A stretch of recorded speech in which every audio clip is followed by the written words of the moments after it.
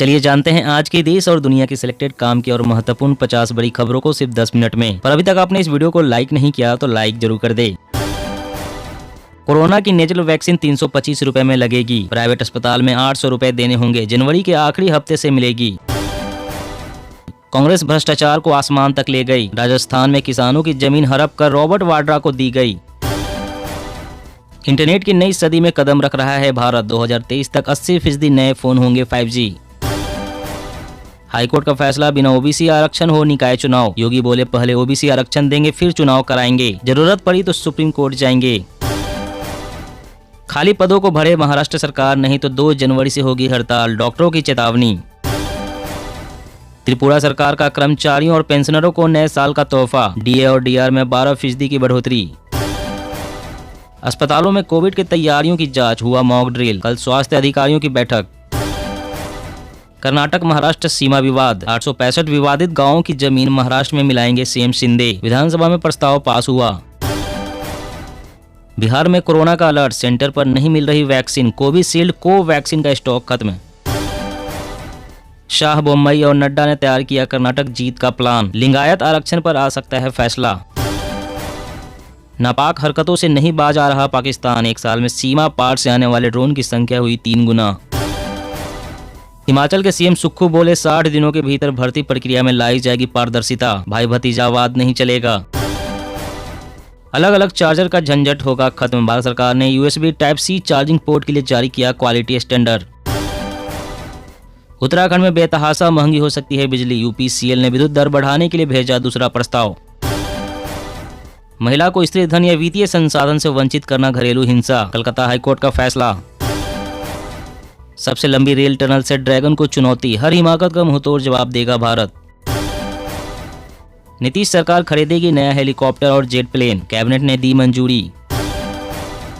भारत जोड़ो यात्रा से परहेज। यूपी में कांग्रेस को स्पेस देने को तैयार नहीं मायावती और अखिलेश।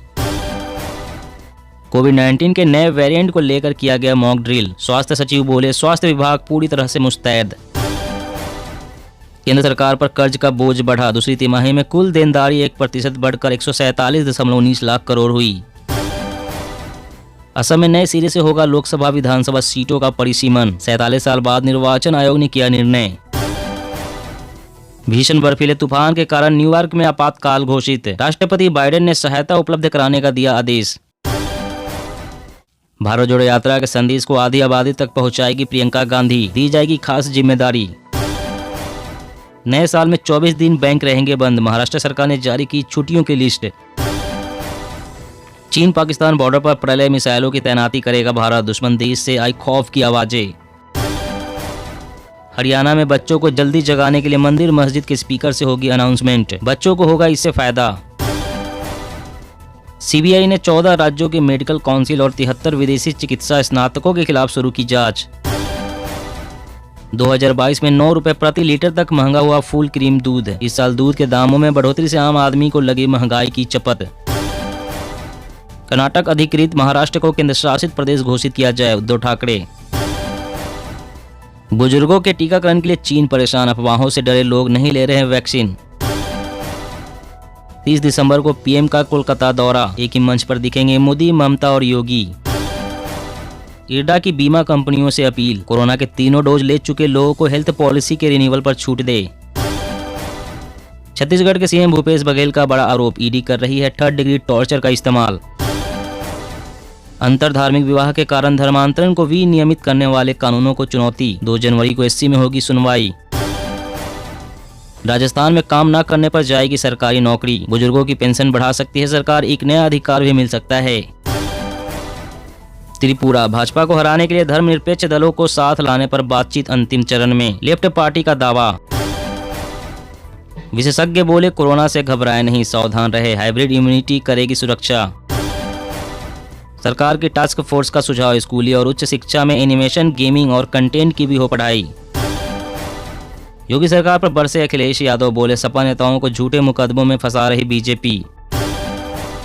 सलमान खान का पर्सनल डेटा डार्क वेब पर बिक रहा। हैकर ने ट्विटर से चुराया 40 करोड़ यूजर्स का डेटा। एलन मस्क को दी धमकी।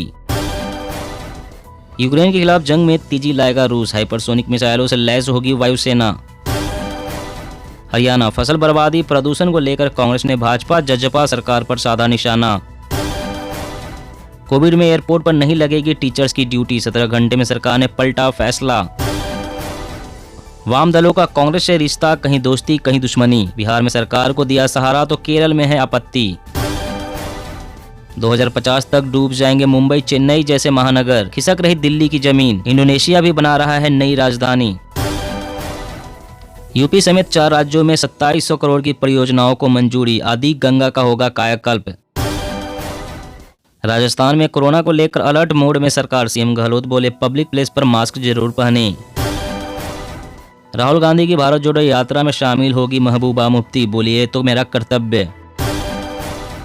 ई अदालतों से जुड़ेंगे भूमि दस्तावेज और बैनामा के आंकड़े, देश के 26 राज्यों के हाईकोर्ट से मिली मंजूरी। वंदे भारत की तर्ज पर ट्रेनों का बदलेगा स्वरूप, 2023 तक सभी ट्रेनों का होगा कायाकल्प। सरकारी अस्पतालों में मुफ्त में मिल सकती है नेजल वैक्सीन, सतर्कता डोज के रूप में होगी उपलब्ध। असम में आफत की ओलावृष्टि, 4500 घरों को नुकसान, 132 गांव प्रभावित। न्यू ईयर के स्वागत के लिए हिमाचल तैयार, 2 जनवरी तक 24 घंटे खुलेंगे रेस्टोरेंट, 90% होटल बुक। यूपी में ईद रमजान की छुट्टियों में कटौती, मदरसा बोर्ड के सदस्य नाराज, लिस्ट से गायब 7 अवकाश। दिल्ली में सूर्यास्त के बाद भी हो सकेगा शव का पोस्टमार्टम, परिवार को नहीं करना पड़ेगा लंबा इंतजार। राजस्थान में मुख्यमंत्री अशोक गहलोत ने इशारों में पायलट पर साधा निशाना, जाति से कोई मुख्यमंत्री नहीं बनता। उग्रवाद मुक्त पूर्वोत्तर की दिशा में बढ़ा कदम, केंद्र और राज्य के साथ JUF का एग्रीमेंट पर हस्ताक्षर। तमिलनाडु दौरे पर पहुंचे JP नड्डा ने कहा देश सुरक्षित हाथों में है, लेकिन तमिलनाडु राज्य नहीं। आने वाले सालों में तेजी से बढ़ेगी एयरबैग इंडस्ट्री, हर वर्ष 30% तक रहेगी ग्रोथ। ईसाई या इस्लाम धर्म अपना चुके लोगों को नहीं मिलता है SC का दर्जा, केंद्र के फैसले को सुप्रीम कोर्ट में चुनौती।